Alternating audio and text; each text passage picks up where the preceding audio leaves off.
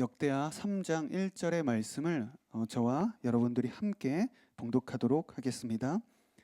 솔로몬은 예루살렘의 모리아 산에 여호와의 성전을 건축하기 시작했습니다. 그곳은 여호와께서 그의 아버지 다윗에게 나타나셨던 곳이며 여부스 사람 오르난의 타작마당으로 다윗이 결정한 장소였습니다. 아멘. 네, 말씀 나누겠습니다. 제가 초등학교 5학년 때 한참 빠져 있었던 놀이가 있습니다. 골목에서 여러분 아마 해보시지 않았을까 생각을 하는데 저희 동네에선 그 게임을 왕짱구라고 불렀습니다. 점심시간이 되면 도시락 재빨리 먹고 친구들과 함께 교실을 뛰쳐나갔어요. 복도를 가로질러 가서 계단 성큼성큼 내려가서 현관 바로 앞에 있는 저희 교실이 있는 건물과 옆 건물 사이에 있는 공터로 갔습니다. 그곳에는 동그란 뚜껑으로 닫혀있는 맨홀이 있었는데요. 그곳에서 저와 친구들은 거의 매일 점심마다 왕짱구를 했습니다. 왕짱구라는 게임을 잘 모르시는지 여러분 굉장히 생소하게 저를 쳐다보시는 것 같아요. 가운데 큰 원을 그리고 한 사람씩 점프해서 그 안에 발을 딛고 이게 점프해서 뛰쳐나오면서 다른 사람 발을 밟거나 이렇게 진로를 방해하는 이런 굉장히 역동적인 공격과 수비의 스피디한 게임입니다. 그래서 왕짱구 하면서 게임을 했어요. 동네마다 다른 버전이 있는 것 같은데 돈가스로 알려진 동네도 있더라고요. 돈가스 이렇게 돈가스로 더 공감을 많이 하시네요. 돈가스. 저희는 왕짱구가 더 좋았어요. 이 게임이 너무나 재미있었어요. 근데 이 게임을 하기 위해서는 다른 이들에게 방해받지 않는 공간이 필요했습니다. 그래서 운동장 한쪽 구석에서 하면은 누군가 의도치 않게 침범하는 일들이 자꾸 생겼고 그래서 저희 게임이 방해받기 일쑤였습니다. 그러다 어느 날 친구들과 함께 점심시간에 정찰을 하다가 왕짱구를 하기 위한 최적의 장소를 발견하게 됩니다. 좀 전에 말씀드렸던 그 장소였어요. 마치 피구왕 통키가 그 비밀 훈련장을 찾은 것과 같이 굉장히 흥분되는 순간이었어요. 와, 여기서 왕짱구 하면 너무나 좋겠다. 근데 그곳을 최적의 왕짱구 장소로 저희가 생각한 데에는 세 가지 이유가 있었습니다. 첫 번째는 무엇인가 하면 저희 교실이 있는 건물 현관 바로 앞에 있었기 때문에 밥 먹고 최단 동선으로 그곳을 이동할 수 있었어요. 두 번째는 건물과 건물 사이에 있었기 때문에 그늘이 늘 져서 이게 햇빛으로부터 보호받을 수 있었고요. 나머지 세 번째가 제일 큰 이유였는데 그 공터의 한가운데에 정확한 원으로 맨홀이 있었던 거예요. 이 원을 그리지 않아도 바로 게임에 들어갈 수 있었고 막 하면서 이 선이 지워질 염려가 없었던 거였죠. 그래서 마치 저희는 그 당시 생각이 숨겨진 어떤 왕짱구의 고수가 왕짱구를 수련하기 위해 비밀리에 만든 장소 같은 그런 곳이었어요. 그래서 점심시간마다 밥을 재빨리 먹고 달려가야만 했습니다. 그 장소를 뺏기지 않기 위해서. 그리고 친구들과 매우 즐거운 점심시간을 보낼 수 있게 되었죠. 우리가 무언가 일을 계획하고 추진하기 위해서는 고려할 사항이 굉장히 많이 있습니다. 그런데 무엇을 하든 간에 가장 중요하게 고민해야 하는 사항 중에 하나가 바로 장소에 대한 것입니다. 사람을 만나거나 그냥 식사 한 끼를 해결할 때에도 친구와 놀거나 회의를 하거나 소개팅하거나 행사를 진행할 때에도 장소를 어디로 정하는지가 굉장히 중요하죠. 그리고 장소의 위치나 분위기나 성격이나 그곳의 스토리에 따라서 일의 결과까지 달라지게 됩니다. 초등학교 5학년생들이 최적의 점심시간을 보내기 위해서도 그 왕짱구 명당을 빼앗기지 않기 위해서 달려가는 것처럼 장소 선정은 어떤 일을 성공적으로 치르기 위해 고민해야 될 중요한 사항입니다. 여러분들이 하나님께 예배하기 위해서 이 W 청년부를 택하신 것에도 장소에 대한 고민의 비중이 컸을 것이라고 생각을 합니다. 오늘 교회 대학 청년부가 서빙고도 있고 양재도 있고 도곡도 있고 대학로도 있는데 이 총 11개 공동체 중에서 유독 W 청년부가 지역적 특성이 가장 두드러지거든요. 그래서 다른 대학부나 청년부들은 이제 되게 이곳저곳에서 편중 없이 골고루 모이는 데 반해서 W 청년부가 유독 서울 서부 지역에 거주하는 분들이 압도적으로 많습니다. 또 여의도가 매우 영적인 의미가 강한 곳이죠. 이제 한국의 정치와 금융과 미디어의 중심지가 어디냐 하면 우리가 여의도라 이야기할 수 있을 것이에요. 그래서 우리가 이곳에서 모여서 예배드리고 기도하고 교제하고 전도하는 것은 그 자체가 하나님의 특별한 부르심에 응하는 것이라고 할 수 있습니다.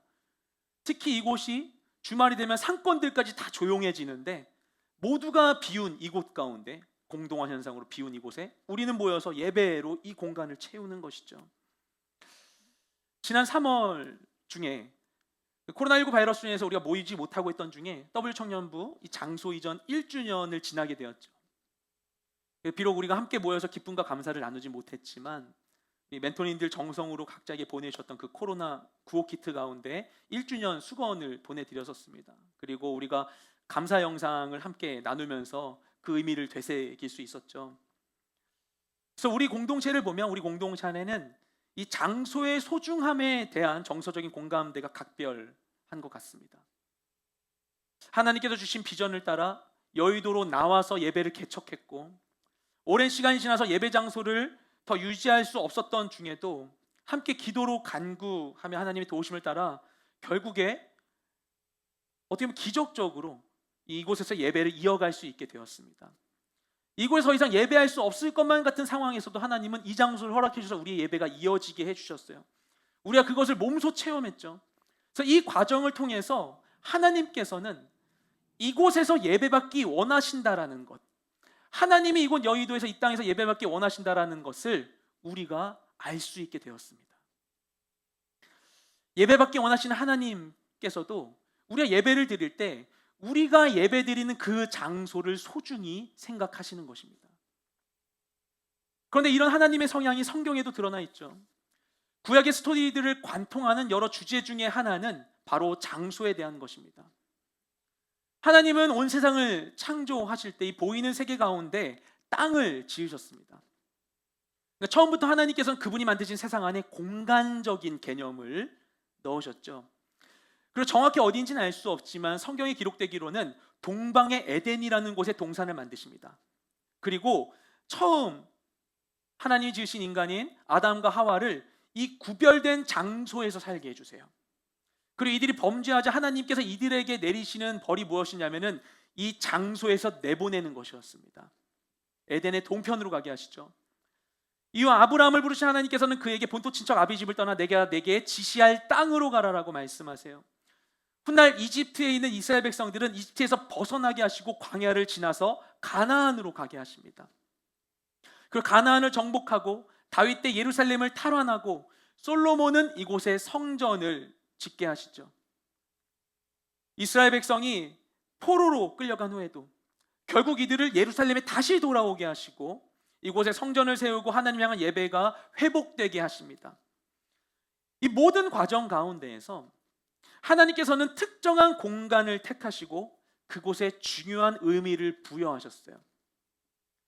그래서 예루살렘의 성전에 대하여 뭐라고 말씀하시냐면 하나님께서 그분의 이름을 두시기 위해 택하신 성전이라 말씀하시죠. 성경의 이름은 그 존재 자체를 의미합니다. 하나님께서 그분의 존재를 어떤 한 장소에 가두어 두셨다라는 거예요. 하나님께서는 찬양받기 위해 모든 만물을 창조하셨죠. 즉 이걸 다르게 얘기하면 하나님께서는 자신의 피조물들과 온전한 관계 맺기를 원하셨다는 것입니다. 하지만 죄로 인해 모든 것이 타락하여서 하나님의 영광에서 멀어지자 하나님과의 관계가 끊어집니다. 그럼에도 불구하고 우리와 관계 맺기 원하신 하나님께서는 죄로 물든 세상 가운데 거룩한 사람들과 거룩한 날과 거룩한 방법과 거룩한 장소를 통해서 예배가 드려지게 하십니다. 그리고 이것을 위해서 하나님께서 사용하신 대상이 바로 성경에 나와 있는 이스라엘 백성과 그들에게 주신 율법과 예루살렘입니다. 그럼 하나님께서 왜 이처럼 장소를 중요하게 여기시는가? 우리가 잘 알고 있듯이 하나님께서는 절대로 시간과 장소에 제한받는 분이 아니시죠. 시공을 초월하시는 분이십니다. 그분이 시공을 초월해서 무소부재하신 분이시기 때문에 사람의 손으로 지은 곳에 계실 수 없는 분이세요. 우리가 그분을 가둘 수 없는 것이죠. 하지만 그분께서 관계 맺기 원하시는 대상인 우리들은 제한적인 존재이기 때문에 우리는 시공의 질서 안에 존재합니다. 그래서 우리가 누군가를 만나기 원한다면 우리는 나도 시공의 시공간 안에 있기 때문에 누군가를 만나려면 우리는 또 다른 장소를 택해야만 하는 것이죠. 만날 수 있는 장소가 우리에겐 필요합니다. 하나님 입장에서 본다면 하나님은 언제 어디서나 누구에게나 원하는 자들에게 가실 수 있고 말씀하실 수 있고 소통하실 수 있고 예배 받으실 수 있겠지만 하나님의 입장에선 성전이 필요하지 않을 수 있지만 하나님은 우리가 하나님을 찾아 나아갈 수 있는 하나님께로 갈 수 있는 길을 마련해 주신 것이죠. 우리가 하나님을 만나기 원할 때 그분께 찾아갈 수 있도록 우리를 위해 특정한 장소를 택하여 거룩하게 해 주셨습니다. 그래서 모세의 성막의 성경 가운데 다른 말로 표현되어 있는 것 중에 하나가 회막이라는 표현이 있죠. 우리말로 회막으로 번역했는데 원어적인 의미도 그렇습니다. 모일 회자를 써서 모이는 장소, 만나는 장소라는 것이죠. 이처럼 성전은 하나님과 우리 사이의 약속 장소입니다. 그분이 우리를 만나길 원하세요. 그래서 하나님께서는 하나님의 사람들을 계속해서 새로운 장소로 인도하시는 것입니다. 그래서 우상으로 가득한 이집트에서 자기 백성을 구출하셔서 광야를 거쳐 가나안에 들어가게 하시고 그곳에 왕국을 세우게 하시죠. 이곳에 정착한 이스라엘은 이제 더 이상 광야에서 예배 장소인 성막이 아닌 가나안에서 온전한 예배를 드리기 위해서 예루살렘의 성전을 세웁니다. 이스라엘의 처음 가나안을 정복했던 건 여호수아 때였지만 사실상 이들의 가나안 정복이 완성된 시기는 이곳에 성전이 세워진 솔로몬 때라고 볼 수도 있는 것이죠. 그때부터 원래 예배받기 위해서 이곳을 보내셨는데 진짜 이곳에 예배가 시작되었기 때문입니다. 그러면 그런 우여곡절을 통해서 하나님께서 택하신 이 장소는 어떤 곳이었는가 대체? 오늘 우리가 본 본문은 하나님께서 택하신 그 성전의 장소에 대한 말씀입니다. 다윗에 이어서 왕이 된 솔로몬은 당시 기브온에 있었던 모세의 성막에 가서, 성전이 없을 때였죠, 성막에 가서 하나님께 1000번제를 드리며 지혜를 간구합니다. 그리고 하나님으로부터 지혜를 얻은 솔로몬은 바로 이어서 무엇을 하는가 하면은 성전 건축을 시작합니다. 그가 왕이 되자마자 시작한 첫 번째 국가 프로젝트가 성전 건축이었어요. 그러면서 가장 먼저 1절에 나오는 내용이 바로 성전을 건축할 장소에 대한 설명입니다. 그것이 우리 오늘 읽은 본문이에요. 함께 3장 1절 말씀을 다시 읽겠습니다. 시작. 솔로몬은 예루살렘의 모리아 산에 여호와의 성전을 건축하기 시작했습니다. 그곳은 여호와께서 그의 아버지 다윗에게 나타나셨던 곳이며 여부스 사람 오르난의 타작마당으로 다윗이 결정한 장소였습니다. 아멘. 지금 읽은 말씀을 잘 기억하시기 바랍니다. 이 본문에는 솔로몬의 성전이 세워지는 장소가 어떤 의미를 지니는지 3가지 표현으로 설명되어 있습니다. 하나님께서 그곳을 택하신 3가지 이유를 살펴보면서 그분이 우리를 보내시는 모든 장소 가운데 우리에게 기대하시는 것이 무엇인지 함께 고민해 보길 소망합니다. 그럼 하나님은 왜 그곳을 택하셨는가? 첫째, 그곳은 순종의 장소입니다.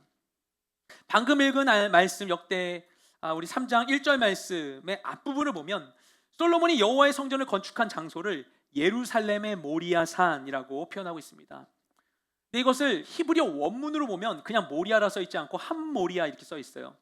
정관사 하가 있거든요. 히브리어에 이 더, 영어의 더와 같은 것입니다. 그것을 붙여서 함모리아 이렇게 적혀져 있는 것이죠. 그러니까 그 모리아라고 굳이 그것을 강조하고 있는 것입니다. 이런 문법적 표현은 이게 그 모리아라고 이 장소가 불릴 만큼 이 장소가 누구나 알만한 특별한 장소라는 것을 나타내고 있는 것이죠. 그럼 이 장소는 누구나 알만한 어떤 사건이 있었던 것인가? 그 답을 찾는 것이 어렵지 않습니다. 왜냐하면 성경 전체 가운데 모리아라는 말이 딱 2번 등장하거든요. 한 번 등장하는 게 오늘 본문이고 다른 한 번이 창세기 22장 2절 말씀입니다. 우리 함께 창세기 22장 2절 말씀 읽도록 하겠습니다. 시작. 여호와께서 말씀하셨습니다. 내 아들 내가 사랑하는 내 외아들 이삭을 데리고 모리아 땅으로 가서 내가 내게 지시하는 산에서 그를 번제물로 바쳐라. 아멘. 하나님께서는 아브라함을 부르셔서 아브라함이 가장 아끼고 사랑하는 그의 외아들 이삭을 하나님께 번제물로 바치라고 명령하십니다. 이삭은 아브라함이 100세가 되어서야 겨우 얻은 귀한 아들이었어요. 그냥 아들을 바치라고 해도 사실 이거는 너무나 어려운 말씀인데 아브라함에게서 이삭은 단순한 아들 이상의 가치가 있었습니다. 우리가 아브라함이 이삭을 얻은 그 과정을 잘 알고 있잖아요. 처음부터 하나님께서 아브라함에게 자손을 주겠다고 약속하셨는데 계속 없다가 100세가 돼서야 기적적으로 얻은 아들이거든요. 그러니까 이삭의 존재는 아브라함에게 단지 사랑하는 아들 또는 노년에 얻은 아들이 아니라 자신이 하나님의 명령을 따라서 모든 걸 버리고 여기까지 왔고 그리고 살아오면서 어떤 사람들은 자신을 이해하지 못하고 손가락질하고 바보로 했을지 모르는데 그때 그의 선택이 잘못되지 않았다라는 것, 자신이 하나님께 순종한 것이 그릇된 선택이 아니었다는 것을 보여주는 증거가 바로 이삭이었습니다. 근데 그 이삭을 하나님께 바치라고 하는 거예요. 포기하라고 하는 거예요. 너무나 어려운 이야기죠. 그 아들을 내 손으로 바쳐야 한다는 것. 아브라함의 마음이 얼마나 괴로웠겠습니까? 근데 하나님께서 그때 이삭을 바칠 장소로 제시하는 곳이 모리아산이었습니다. 아브라함은 결국 슬픔과 괴로움을 삼키고 이삭을 데리고 가서 하나님께 바치려 하죠. 역사적인 이 순종의 사건이 바로 이 장소에서 발생합니다. 그리고 하나님께서 자기 아들을 아끼지 않고 내어 주신 그 하나님 아버지의 마음이 투영된 사건이죠. 결국엔 하나님께서 막으셔서 이삭을 바치지 않게 되었어요. 하지만 이삭이 바쳐지지 않았음에도 하나님께서는 이미 너무나 기쁜 예배를 받으셨습니다. 왜냐하면 처음부터 하나님이 원하신 건 이삭의 목숨이 아니었죠. 하나님이 원하신 건 아브라함의 순종이었기 때문입니다. 하나님이 이미 거기에서 원하신 걸 받으신 거예요. 그리고 이와 반대되는 장면이 사무엘상 15장에 등장합니다. 하나님께서는 사무엘 선지자를 통해서 사울 왕에게 지시하세요. 아말렉을 치라라고 말씀하십니다. 근데 아말렉을 치라고 하시면서 하나님이 덧붙이는 조건이 하나가 있어요. 뭐냐면은 아말렉을 치되 그곳에 있는 모든 것을 다 하나도 남기지 말고 진멸해버려라 라고 말씀하셨던 것이죠. 이게 당대 전쟁에 대한 상식과는 맞지 않는 이야기였습니다. 예전에도 말씀드렸지만 당시 고대 사회에서는 가장 큰 경제적 활동이 전쟁이었어요. 전쟁에서 다른 곳에 있는 그 재산을 얻고 그리고 노예들을 얻는 것이 일시간에 가장 많은 부를 축적하는 방법이었습니다. 그래서 전쟁을 했었거든요. 그런데 하나님께서 전쟁을 명하신 것은 이런 목적을 위한 것이 아니었습니다. 구약을 잘 보면 전쟁이 많은 것 같지만 하나님께서 그런 목적으로 전쟁 지시하지 않으세요. 성경에 나온 전쟁을 보면 하나님의 전쟁은 이익 추구의 수단으로 사용한 게 아니었죠. 여기서도 마찬가지입니다. 왜 아말렉을 치라고 하셨냐면 아말렉이 이스라엘 백성이 출애굽할 때 그들을 계속해서 괴롭혔기 때문에 그것에 대한 하나님의 징벌의 도구로 이스라엘 백성을 사용해 주신 거였어요. 그래서 아말렉을 치라라고 말씀하셨던 것이죠. 그런데 사울은 아말렉과의 전투에서 승리한 후에 이 하나님의 명령을 어기고 무엇을 하는가? 그 아말렉 왕 아각을 그 자리에서 처단했어야 했음에도 불구하고 자신의 그 전쟁에서 승리를 과시하고 싶은 나머지 아각을 살려서 포로로 끌고 옵니다. 그리고 가축 중에서도 좋은 것은 다 남겨놓고 좋지 않는 것만 진멸해버리는 거예요. 그래서 이 사실을 알게 된 사무엘이 사울에게 가서 이것에 대해서 추궁합니다. 근데 이 사울이 이것에 대해 어떻게 답변할지를 준비하고 있었던 것 같아요. 왜냐하면 이 스토리를 보면 사무엘이 바로 만날 수 없게 경로를 우회해서 가거든요. 사무엘이 다른 곳에서 못 만나고 이게 다른 데를 거쳐서 이제 오게 되자 그제서 준비됐던 얘기를 사무엘에게 합니다. 뭐라고 얘기하냐면은 내가 가서 보니까 거기에 소와 양이 너무나 기름져가지고 이건 하나님께 드려야 된다는 생각을 제가 했어요. 하나님께 드리려고 내가 그것을 죽이지 않고 가져왔습니다 라고 핑계를 댔어요. 겉보기엔 그럴듯한 말이죠. 그런데 이 말을 들은 사무엘이 이렇게 대답합니다. 우리 사무엘상 15장 22절 말씀을 함께 읽겠습니다. 시작. 그러자 사무엘이 대답했습니다. 여호와께서 여호와의 음성을 순종하는 것보다 번제와 다른 제사들을 기뻐하실 것 같소. 순종이 제사보다 낫고 귀 기르는 것이 순양의 기름보다 낫소. 아멘. 하나님께서는 사울에게 아말렉을 쳐서 그들의 재물을 빼앗아 오라고 하신 적이 없으셨습니다. 하나님은 한 번도 아말렉의 재물을 탐내신 적이 없어요. 그 재물을 탐낸 건 사울이었죠. 그는 하나님을 자기 욕심을 채우기 위한 핑계거리로 삼았습니다. 그에게 있어서 예배는 욕구 실현을 위한 명분에 불과했죠. 하지만 지난주에 말씀드린 것과 같이 하나님이 우리에게 예배를 허락하신 것은 우리 자신을 위한 것이 아닙니다. 하나님께 예배 드리는 것은 나를 위해 드리는 게 아니라 하나님 그분을 위해 그분께 올려드리는 것이죠. 이 순간 하나님께서 받기 원하시는 것은 사울의 순종이었습니다. 다른 것이 아니었어요. 그런데 사울은 자기 욕심을 위해 하나님께 불순종하게 되죠. 겉보기 인간적으로 보기에는 화려한 재물을 들고 왔지만 하나님은 그런 그의 제사를 거부하십니다. 이 사건이 났을 때 하나님께서 사울에게서 하나님 마음이 떠났다고 말씀하세요. 하나님은 우리가 그분의 뜻을 따라 살기를 원하십니다. 이스라엘 백성이 40년간 광야를 헤맸던 것은 단순히 그들이 하나님의 뜻에 불순종해서 벌을 받은 것이 아니라 그들이 앞으로 차지하게 될 땅 가나안에서 하나님 뜻대로 살 준비가 되어 있지 않았기 때문이었어요. 하나님 그들이 가나안에 가기 전에 가나안의 유혹 앞에 노출되기 전에 먼저 광야를 경험하게 하셔서 온전히 하나님의 뜻에 순종하는 법을 익히게 하십니다. 그 다음에 가나안을 밟게 하세요. 하나님의 뜻에 순종하기 위한 훈련이 있은 후에야 가나안이 그들에게 주어질 수 있었습니다. 하나님은 우리의 발걸음도 광야로 인도하시며 그분의 뜻을 따라 살도록 우리를 연단해 주십니다. 왜냐하면 순종이야말로 하나님을 기쁘게 하시는 일이기 때문입니다. 하나님께서 온 세상을 보시기에 심히 아름답게 창조하셨죠. 하지만 이 세상이 타락해서 하나님의 뜻에서 멀어짐으로 말미암아 그분의 뜻이 이 땅 가운데 이루어지지 않게 되었습니다. 첫 번째 죄의 사건을 봐도 아담과 하와가 어떻게 하죠? 하나님의 명령에 반하여 불순종하여 선악과를 택한 것이 첫 번째 죄를 구성합니다. 그래서 이 땅에는 아픔과 상처와 고통이 사라지지 않게 되었어요. 근데 하나님께서는 이처럼 하나님의 뜻이 이루어지지 않는 모든 곳 가운데 하나님의 사람들을 보내셔서 이들이 그분의 뜻에 순종함으로 말미암아 그 땅이 변화되기를 원하십니다. 하나님 뜻대로 살지 않고 세상의 방식대로, 인간적인 방식대로 살았던 그 모든 곳 가운데에서 그 모든 인간적인 그 관습들, 인간적인 모든 절차들을 끊고 하나님의 진리에 순종하여서 하나님의 질서가 그 가운데 세워지게 되기를 원하세요.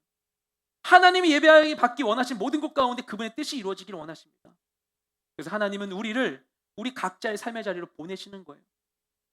정말 내가 예배하기 힘든 것 같은 곳 가운데, 와, 여기 있으면 정말 기도도 나오지 않고 정말 답답한데, 정말 내가 주일날 받은 은혜 다 깎아먹는 것 같은데 왜 하나님 날 여기를 보내시나 라는 생각이 들지라도 보내신 이유가 있는 거예요.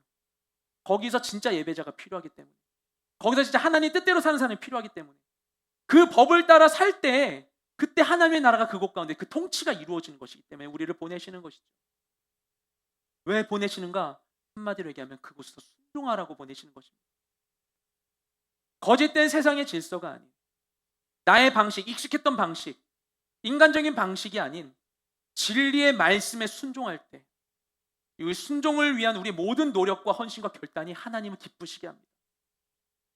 우리가 지금 이 상황 가운데도 마찬가지죠. 왜 하나님께서 하필 내가 사는 이때, 내가 청년으로 사는 이 시절에 전무후무한 이런 전염병을 주셔가지고 나는 왜 이때 청년으로 살아야 되는 것인가? 할 거 많은데 돈도 모아야 되고 결혼도 해야 되고 할 거 너무나 많은데 왜 난 이걸 마주하고 있어야 되는 것인가? 그런 상황 가운데 우리가 있게 하신 것도 하나님이 그 가운데 우리 순종을 통해 그분의 나라를 이루기 위하신 것입니다. 우리가 이 상황 가운데 할 수 있는 게 너무나 적어요.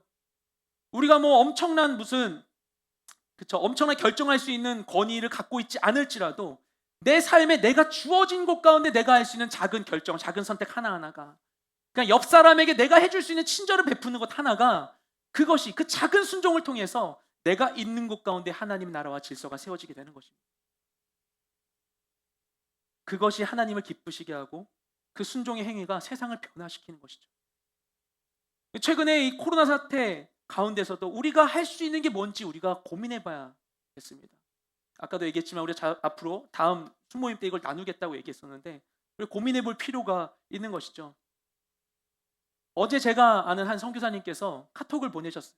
장문의 카톡에 글을 가끔 보내주시는데 도전이 되는 말씀이 너무나 많이 있습니다. 그런데 어제 주신 소식이 무엇이었냐면 최근에 태국에서 태국 북부 산족인 카렌족이 태국 주류민족인 그 태국인들에게, 타이족에게 13톤 물량의 구호물자를 보낸 것이 화제가 되어서 그 주류 언론에 이것이 소개되었다라고 이야기하는 것이었습니다. 태국 북부 지역은 산지고 이 산족들이 있는데 거기서 제일 많은 숫자의 족이 카렌족이라는 종족이에요. 종류가 여러 가지가 있는데 카렌족 중에서 제일 유명한 카렌족이 여러분 TV에서 많이 보시는 목에 링 껴가지고 목이 길어지게 된 분이 미얀마 남부에 있는 카렌족 중의 일부입니다. 미얀마 남부와 태국 북부 이 국경지대를 중심으로 해서 있는 것이 카렌족이라는 산족인데, 이들이 기본적으로 태국에서는 주류 문화에 진입할 수 없는 하층 계급으로, 보이지 않는 그런 하층 계급으로 통행하고 있어요. 그래서 이 사람들에게 그런 유리천장이 있는 것이죠. 어쩔 수 없이 산족으로서 계속 그렇게 취급당할 수밖에 없는 사람들인데, 이 사람들이 하루 종일 농사 지어가지고 200바트를 법니다. 하루 일당 최대 7, 8천 원 정도 되는 거예요, 우리나라 돈으로.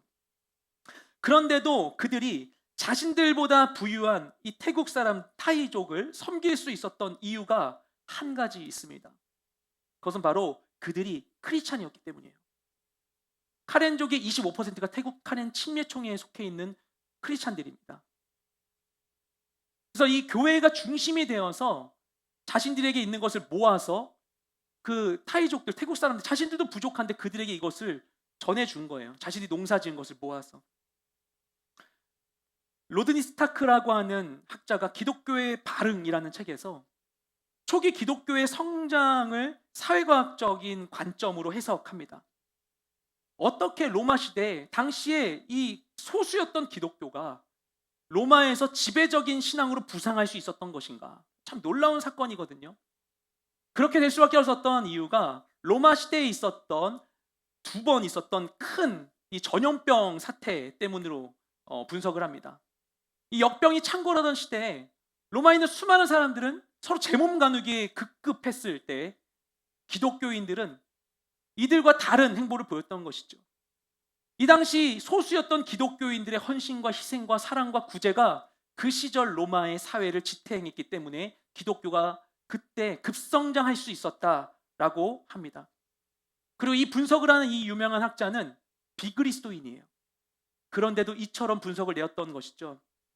그런데 그런 그의 분석이 오늘날 이 코로나 시대 가운데 우리가 선택해야 할 바를 선명하게 해주는 것 같습니다. 난 이 시절 가운데 우리는 무엇을 해야만 하는 것인가? 이것이 복음의 위기처럼 느껴지기도 하지만 하나님은 이때 우리를 새로운 길로 인도해 주시는 게 아닌가라는 생각을 하게 되죠. 큰 부흥을 경험했지만 예루살렘 벗어나지 않고 있었던 초대 교회 사람들이 핍박을 인해 흩어져야만 했던 것과 같이 이 시대 가운데 교회를 통해 복음이 전파될 수 있도록 하나님은 우리 가운데 역사하고 계십니다. 이때 우리의 부르심을 우리가 주님 안에서 분별하고 나아가게 되길 소망합니다. 이 부르심의 자리 가운데 우리가 있는 곳이 비록 이 역병의 한가운데일지라도 이곳 가운데에서 순종의 제사를 드리는 우리 모두가 되길 주님으로 축복드립니다. 또한 하나님께서 택하신 장소는 어떤 곳인가? 둘째로 그곳은 회개의 장소입니다. 솔로몬이 여호와의 성전을 지은 이 장소는 앞서 설명한 그 모리아산이라는 명칭 외에 다른 고유 명사로도 불리었습니다. 또 오늘 본문 후반부를 보면 여부수 사람 오르난의 타작마당이라고 불리고 있죠. 이 장소가 이런 이름으로 불리던 때는 다윗 왕이 다스리던 때였어요. 역대상 21장을 보면 다윗 왕이 이 집권 후반에 일생일대의 잘못을 저지른 사건이 등장합니다. 그가 이스라엘의 인구조사를 시행한 것이죠. 이 인구조사는 어떤 것이었나?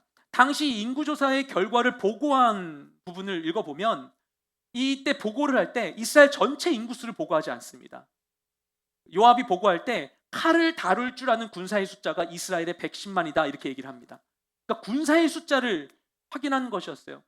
그래서 다윗의 이 인구조사는 자신의 군세를 파악하기 위한 시도였다고 우리가 이해할 수 있는 것이죠. 이 다윗의 치세 절정기에 달했던 이 당시에 다윗은 근동 지역에 누구도 넘볼 수 없는 막강한 국가를 통치하고 있었습니다. 이런 상황 속에서 다윗은 이처럼 견고한 나라를 세울 수 있었던 이유가 자신의 군사력 때문이다라고 생각했던 것으로 보입니다. 그래서 이것을 확인하고 싶었던 것이죠. 부모와 형제도 기대하지 않는 보잘것없는 양치기였던 자신을 하나님께서 택하셔서 이스라엘의 왕으로 삼으시고 승리케 하신 일을 잊어버리고 이 모든 것을 스스로의 힘으로 이룩한 것처럼 교만에 빠지고 말았다는 것입니다. 그래서 이때 하나님께서는 그의 죄로 인해서 그를 벌하겠다고 말씀하시며 세 가지 징벌을 제시해 주되 이 세 중에 선택해라. 첫 번째, 3년간 배고픔에 시달리겠느냐? 아니면은 3개월간 적에게 쫓기겠느냐? 아니면 3일간 이스라엘 전역에 전염병이 돌게 하겠느냐? 이 가운데 다윗은 가장 짧은 3일간의 형벌을 선택하게 되죠. 이스라엘에 전염병이 돌게 되고 놀랍게도 3일 만에 7만 명이 목숨을 잃게 됩니다. 예전에는 저뿐만 아니라 많은 사람들이 이 말씀 읽고서 이게 정말 가능할까라고 생각했었어요. 근데 우리가 지금 이 상황을 겪으면서 이게 진짜 가능한 일이다라는 생각을 하게 되는 것이죠. 3일 동안 7만 명이 목숨을 잃었다면 많은 집들이 동시에 장례를 치러야 했을 것입니다. 그리고 급격하게 발생한 시신을 묻을 장소도 화장할 곳도 부족했기 때문에 오랫동안 시신이 방치되어 있고 쌓여만 했을 거예요. 이게 여름이었다라면 엄청난 악취가 온 동네에 있었겠죠. 엄청난 비극이죠. 근데 다윗은 3일 내내 그들이 죽어가는 것을 봐야만 했어요. 굉장히 고통스러운 일입니다. 자기 백성들이 죽어가고 여기저기에서 슬퍼하고 우는 소리를 다 보고 지켜보고 괴로워할 수밖에 없었습니다. 그의 죄의 결과로 얼마나 참혹한 일이 일어나는지를 봐야만 했어요. 얼마나 괴로웠던지 그가 하나님께 얘기합니다. 하나님 왜 이러세요? 저들 죽이지 말고 차라리 저를 죽이시고 저희 집안을 죽여주세요 라고 얘기할 정도였어요. 근데 3일이 지나고 그 재앙이 멈춘 후에 하나님의 칼을 든 천사가, 심판의 천사가 다윗에게 하나님을 향하여서 이제 회개의 제단을 쌓게 합니다. 그리고 그 제단을 쌓도록 하는 장소가 바로 오르난의 타작마당이었어요. 그곳에서 이 말려낸 다윗, 이 다윗은 이미 이스라엘의 엄청난 왕이었고 존경받는 왕이었고 다른 국가들이 조공을 바치는 나라의 왕이었고 더 이상 이제 정벌할 것도 없는, 더 이상 성취할 것이 없는 이 높이 올라갈 만큼 올라간 사람이었어요. 그랬더니 말년의 다윗이 자신의 어리석음과 죄악을 깨닫고 하나님 앞에 무릎 꿇고 깊은 회개의 제사를 올리게 됩니다. 주님, 여전히 저는 연약합니다. 저는 악합니다. 고백하게 된 것이죠. 이 다윗은 우리가 알고 있듯이 메시아의 표상으로 불릴 정도로 위대한 왕이었습니다. 그는 하나님을 기쁘시게 하는 사람이었어요. 그런데 그런 다윗조차도 반복된 승리와 성취 속에서 하나님을 향한 첫 마음을 잃어버리고 교만에 빠지게 되었던 것입니다. 아무리 성장했어도 여전히 그는 연약했고 여전히 그는 죄인일 수밖에 없었던 것이죠. 그리고 하나님께서는 그의 회개를 통해 그와의 관계를 회복하십니다. 하나님께서 우리를 구원하기 원하세요. 그런데 우리가 하나님의 구원을 받기 위한 첫 번째 조건은 무엇인가? 구원이 필요한 나의 상태를 깨닫는 것입니다. 우리가 내 안에 있는 약함과 악함을 보지 못한다면, 빛 대신 주님께로 나아가지 않는다면, 나의 부족함을 알지 못한다면 우리가 자신의 죄를 알지 못한 채 그 죄악 가운데 머물며 살 수밖에 없는 것이죠. 나의 약함을 알지 못하면 우리는 십자가 은혜로 나아갈 수 없습니다. 우리가 빛 대신 주님께로 나아가 자신의 죄, 민족의 죄, 시대의 죄를 깨닫고 하나님께 회개하며 나아갈 때 하나님께서 그 기도를 기뻐하십니다. 왜냐하면 회개는 죄의 영향력을 파하는 권세가 있기 때문에 그래요. 우리가 회개 기도하면 말미암아 나를, 우리 가정을, 우리 직장을, 조직을, 나라를, 민족을 묶고 있는 그 죄의 권세가 무너지기 때문입니다. 너무나 그걸 원하신 하나님께서 우리의 회개 기도를 기뻐하시는 것이죠. 그래서 솔로몬이 성전을 지은 후에 하나님께서 그를 향해 말씀하십니다. 우리 역대하 7장 14절 말씀 함께 읽겠습니다. 시작. 내 이름으로 일컫는 내 백성이 그들의 악한 길에서 떠나 스스로 낮추고 기도하여 내 얼굴을 찾으면 내가 하늘에서 듣고 그들의 죄를 사하고 그들의 땅을 고칠지라. 아멘. 이 기도 하도록 하나님께서 하신 말씀. 내 이름을 일컫는 내 백성이 그들의 악한 길에 떠나 스스로 낮추고 그렇죠? 기도하여 내 얼굴을 구하면 내가 하늘을 듣고 그 죄를 사하고 그 땅을 고칠 것이다. 회개를 통해서 이 땅을 변화시키겠다는 말씀하시는 것입니다. 우리가 회개할 때에 하나님 그 땅을 고치십니다. 코로나 바이러스로 일그러진 세상 속에서 하나님이 이걸 통해서 이것을 흔드시고 일그러뜨리셨을 때에야 비로소 우리는 감춰져 있던 세상에 진짜 일그러졌던 단면을 보게 되었습니다. 하나님께서 문제를 묻어두시거나 감추시지 않고 드러내시는 이유는 우리를 괴롭히고 힘들게 하기 위해서가 아니라 이제 드러내시고 해결하시기 위해서입니다. 하나님께서는 우리가 죄의 영향을 벗고 하나님의 구원에 이르기를 원하세요. 그래서 회개가 필요한 곳으로 우리의 발걸음 인도하십니다. 우리가 가서 보니 눈으로 보니 너무나 괴롭고 눈으로 보니 너무나 아프고 그런 곳을 우리를 인도하세요. 고개를 돌리고 싶은 곳을 우리를 인도하세요. 그걸 보게 하세요. 왜냐? 그것을 보고 하나님의 마음으로 아파하며 눈물을 흘리며 회개하고 기도할 사람이 없기 때문에 우리를 그곳으로 보내주시는 것이죠. 세상의 죄악 가운데, 약함 가운데, 아픔 가운데 그것을 보며 그 한복판에서 주님께 회개로 기도할 자들을 주님 찾고 계십니다. 자기 자신과 이 땅의 모든 죄를 하나님께 회개함으로 하나님의 마음을 기쁘시게 하는 우리 모두가 되길 주님의 이름으로 축복드립니다. 또 하나님께서 그곳을 택하신 이유는 무엇인가? 셋째, 그곳은 친밀함의 장소입니다. 역대 3장 1절 말씀 보면 솔로몬이 여호와의 성전을 세운 이곳은 여호와께서 그의 아버지 다윗에게 나타나셨던 곳이었어요. 앞서 다윗이 오르난의 타작마당을 자신의 돈을 주고 구입합니다. 그냥 오르난이, 옆 사람 오르난이 왕이니까 그냥 가지십시오 하는데도 아니다. 내가 이 분깃을 정확하게 해야 되기 때문에 내가 돈 주고 사겠다라고 해서 돈 주고 사요. 그런 다음에 그 땅에 제단을 삼고 하나님께 회개했을 때 하나님께서는 하늘에서 불을 내리셔서 그 재물을 태우심으로 그 회개를 받아주십니다. 그리고 오르날 타작마당에 서 있었던 여호와의 천사가 그가 들고 있었던 심판의 칼을 칼집에 넣습니다. 그러자 다윗이 이렇게 고백합니다. 역대상 22장 1절 말씀을 함께 읽겠습니다. 시작. 다윗이 말했습니다. 여기가 여호와 하나님의 집이며 또 여기가 이스라엘을 위한 번제단이다. 아멘. 다윗은 자신의 회개를 받으신 그 하나님을 만났습니다. 그리고 그곳이야말로 하나님의 집이며 이스라엘의 번제단이 있을 장소라고 고백합니다. 하나님께서 그의 간절한 기도를 들으시고 응답하신 바로 그곳, 하나님과 그의 만남의 추억이 깃든 곳에 하나님의 임재처소를 짓게 되는 것이죠. 이처럼 하나님은 자기 백성과 만나길 원하세요. 자기 백성과 친밀한 사랑의 관계를 누리기 원하세요. 죄가 있어서 더럽혀진 곳 가운데 우리가 회개할 때 그 땅을 정결케 하시고 하나님 그 자리에 임하시는 것입니다.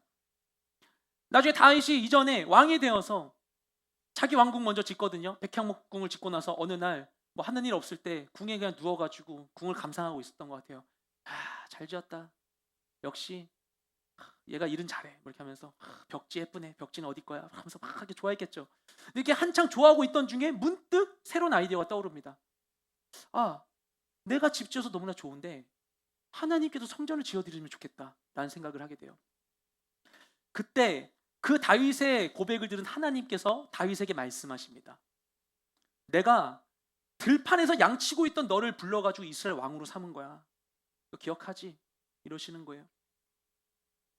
다윗은 이제 왕이 되어서 그러니까 사울에게 쫓기던 일도 끝나버렸고 온 이스라엘 왕이 되었고 멋진 궁전도 지어서 그곳 가운데에서 이것을 보며 누리고 있었어요. 그러면서 왕이 된 자신의 현실 속에서 너무나 초라했던 자신의 과거를 까마득히 잊고 있었던 것이죠. 그런데 하나님께서는 이제는 이스라엘의 왕이 된 그 멋진 다윗을 보면서도 그를 볼 때 아주 오래전 어린아이였을 때 홀로 외로운 그 들판에서 양치면서 하프를 켜면서 하나님께 예배했던 그 다윗의 모습을 떠올리셨던 겁니다. 그때 예배했던 그 다윗을 기억하시는 거예요. 그 들판에서 예배하던 다윗. 그 다윗과 함께 하셨던 그 순간, 그 친밀함의 시간과 장소를 기억하시는 것입니다.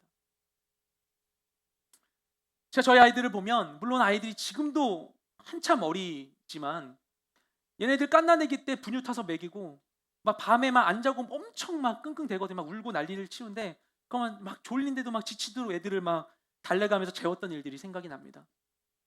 근데 걔네들은 벌써부터 기억 못하죠. 둘째가 3살인데 불과 얼마 전에 있었던 그 일들을 걔는 모르죠. 저희 아들을 보면 제가 잊을 수 없는 일이 있는데 불과 3년 전에 아들과 수영장 갔다가 수영장 탈의실에서 애가 응가를 해서 그것을 손으로 제가 퍼담하다가 화장실에 버리고 치웠던 일을 저희 아들은 기억을 못합니다. 저는 잊을 수가 없죠. 기억하죠. 그 순간들. 아들과의 저에게 너무나 깊은 추억이거든요. 지금도 아들은 모르는데 어떻게 보면 아들이 좀 불쌍해요. 걔는 기억도 못하는 흑역사인데 아빠가 강제 소환을 하는 거죠. 계속해서. 저에겐 추억이니까. 아들 보면 그거 생각나니까. 저에게는 굉장히 뜻깊은 사건이고 예전에 나눈 바 있었지만 내가 아들을 이렇게 사랑하는구나라고 생각할 수 있었던. 너무나 아쉬워요. 지금 그 사진을 못 찍었던 게. 그거를 사진부터 찍고서 가도 충분한 시간이었는데 너무 당황하고 주변 사람들 막 해가지고 황급해서 그냥 막 치우기 급급했던 거예요. 아무도 몰라요. 증인 하나 없어요. 아들도 모르고 사람들 아무도 모르고 CCTV라도 확보했는지 모르겠는데 그런데 저만 기억하지만 저에게는 너무나 소중한 추억입니다.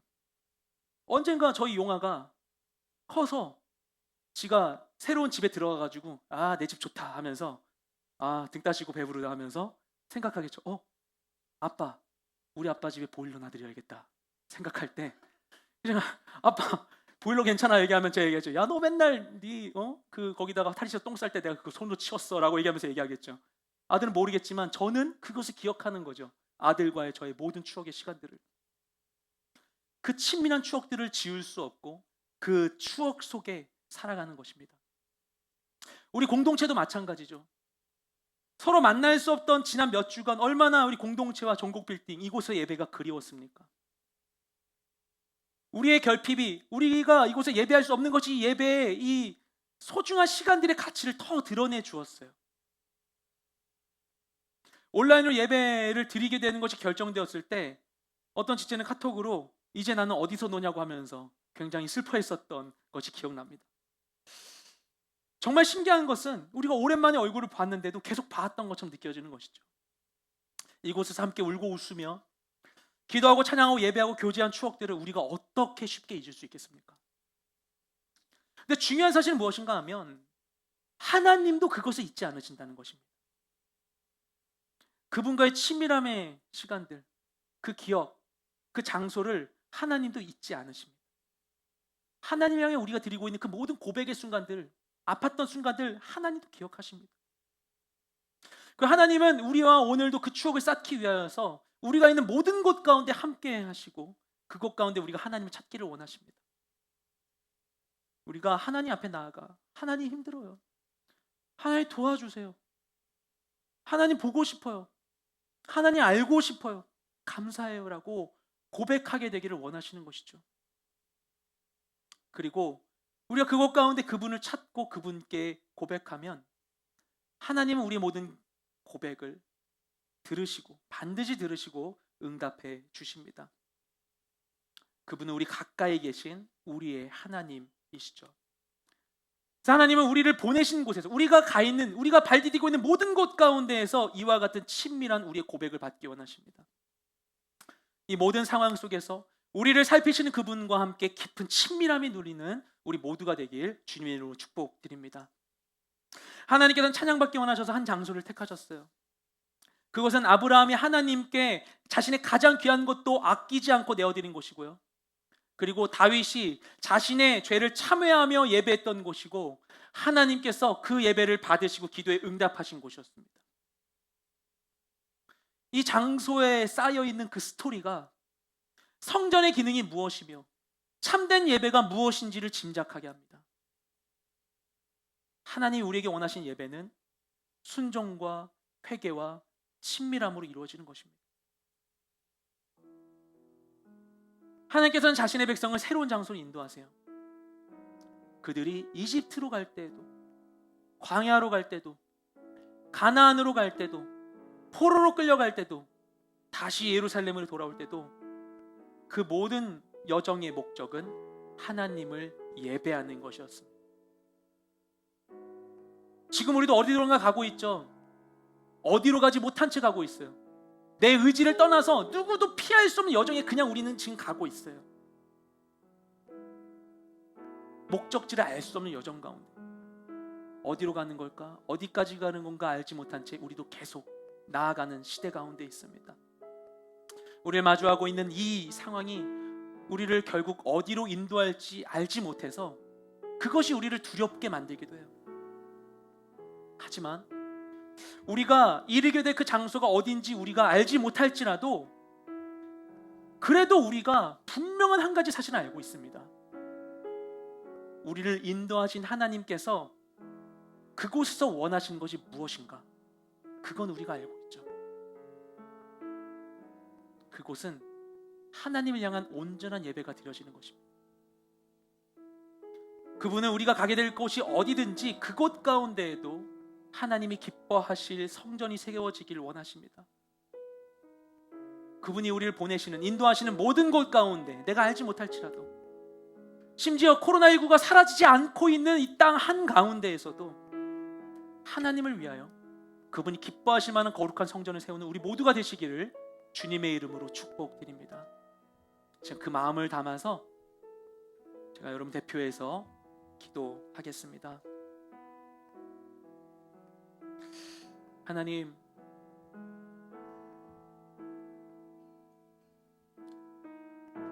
알 수 없는 길 위에 거부할 수 없는 여정 가운데 있습니다. 내가 어디로 가고 있는 것인지 알지 못하기 때문에 그 막막함이 우리를 허탈하게 하기도 하고 두렵게 하기도 하고 때로는 무력하게 만들기도 합니다. 하지만 내가 어디로 가는지 알지 못할지라도 나를 인도하신 주님은 내가 분명히 알기를 원합니다. 나를 인도하신 주님의 손을 붙들기 원합니다. 주님과 함께 가기를 원합니다. 주님 우리를 이르게 하신 그곳 가운데에서 또한 지금 우리가 주님 앞에 서 있는 이곳 가운데에서 우리가 무엇을 해야 될지 몰라 방황하고 헤매지 않게 하여 주시옵시고, 그곳 가운데 주님이 나를 인도하신 그 모든 곳 가운데에서 주님의 기뻐하심을 따라 우리가 주님께 순종하고 회개하고 주님과 깊은 친밀함을 누리며 주님 기뻐하실 아름다운 성전을 세우는 우리 모두가 되게 하여 주시옵소서.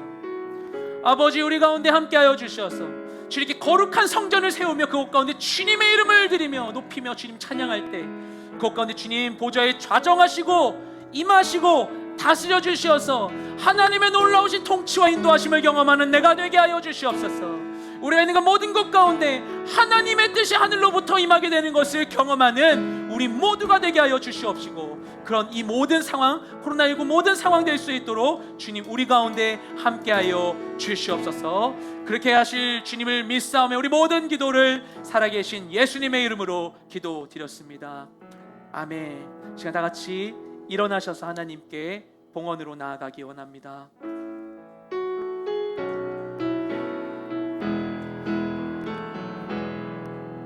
주 선한 능력으로 안으시네.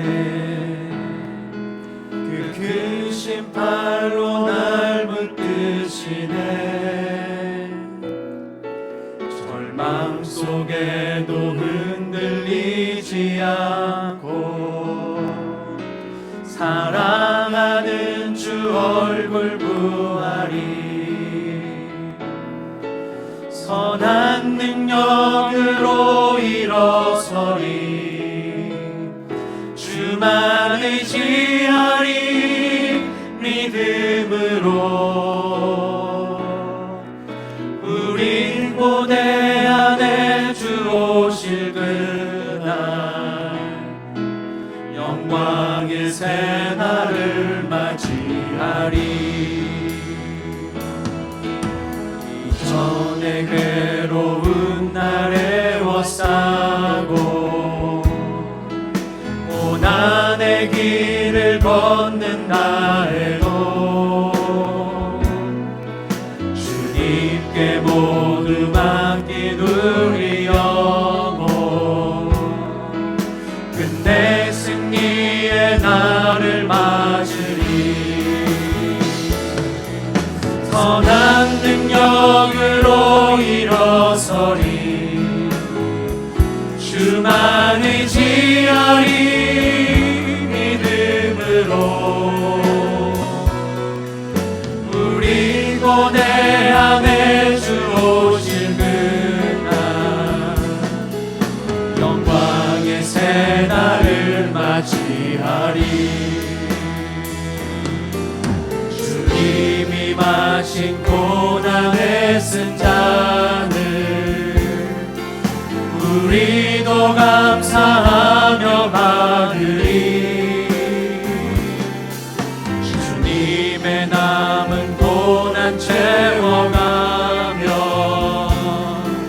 예수와 복음 위에 살리라. 선한 능력으로 일어서리. 주만 의지하리 믿음으로. 우리 고대 안에 주 오실 그날 승리의 새날을 맞이하리. 이제는 우리의 유일한 소망 되신 예수 그리스도의 은혜와 아버지 하나님의 사랑하심과 성령의 교통하심이 하나님의 뜻을 따라 그분이 인도하시는 모든 곳 가운데 주님 기뻐하실 만한 아름다운 성전을 세우기 원하는 이 자리에 있는 모든 주의 자녀 가운데, 그리고 이 상황 가운데에서도 주춤하지 않고 주의 복음 전하기 위하여 쓰고 계신 모든 선교사님들과 그 모든 사역지 가운데, 또한 코로나19 바이러스로 인하여서 고통당하고 수고하고 있는 모든 이들 가운데 이제부터 영원토록 함께 계시기를 간절히 축원하옵나이다. 아멘.